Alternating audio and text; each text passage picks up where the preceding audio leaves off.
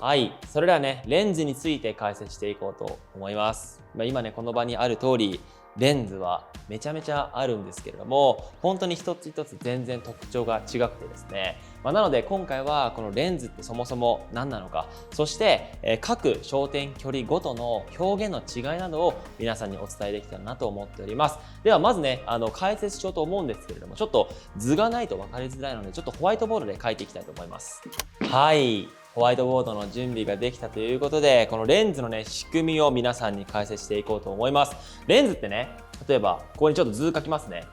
はい、こちらがカメラですね。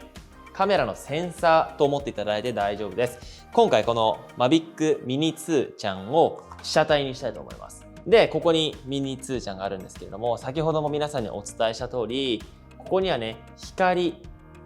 があってですね、被写体を反射して取り込むわけです。で、このカメラが直接ね、光を取り込むんですけれども、ここにレンズを一つ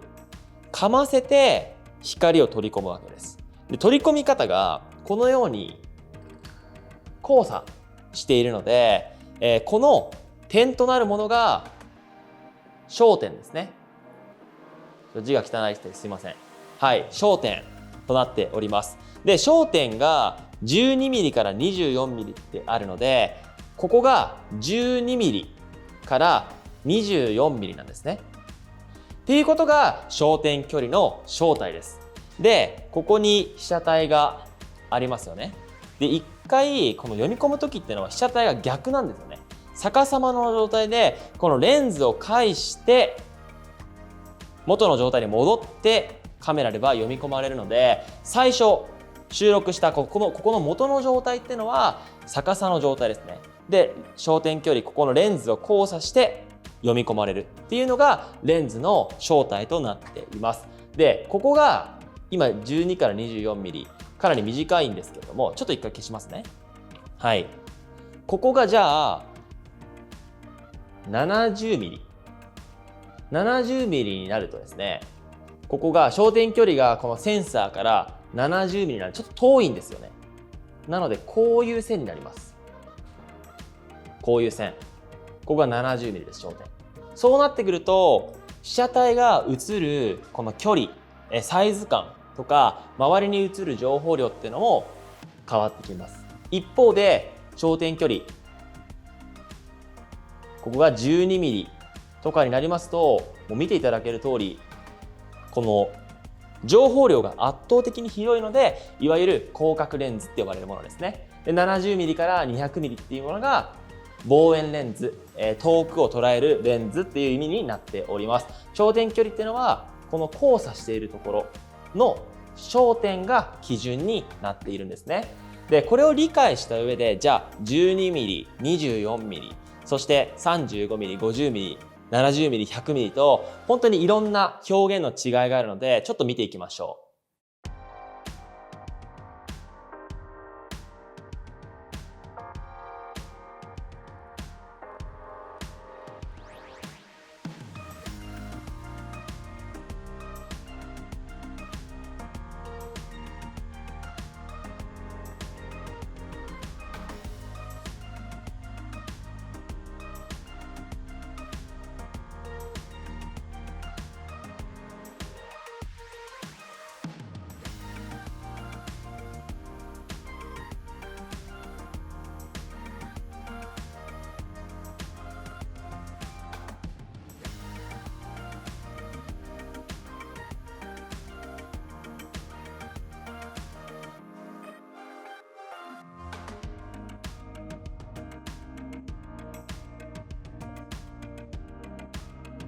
はい、いかがでしたでしょうか。もう本当にね、この 12mm の見え方、被写体のサイズが同じだとしても、やっぱ周りの情報量っていうのは圧倒的に違くてですね、僕のね、印象としては、シネマティック表現とか Vlog 表現をしている印象としては、やっぱり広角だと、なんかそのシネマティック感が薄いというか、非現実感があんまりその表現しづらいと思っているので、僕のシネマティック表現では、結構ね、35mm 以下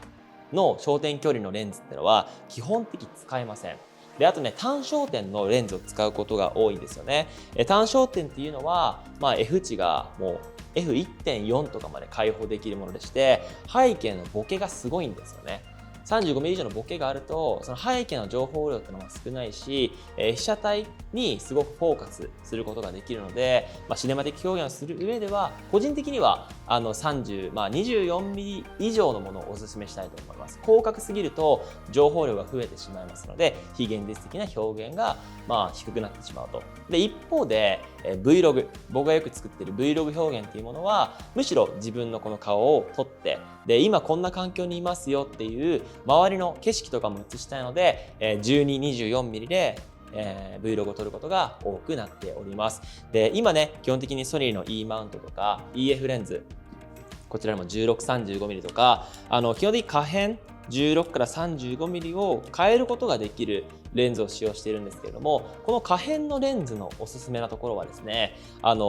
基本的に撮ってる人が移動しなくてもやっぱ距離を変えれるってことなんですよね。例えば 24mm の単焦点、24mm だけの焦点距離の場合ってのは、自分が動かなきゃいけないんですよ、被写体に合わせて。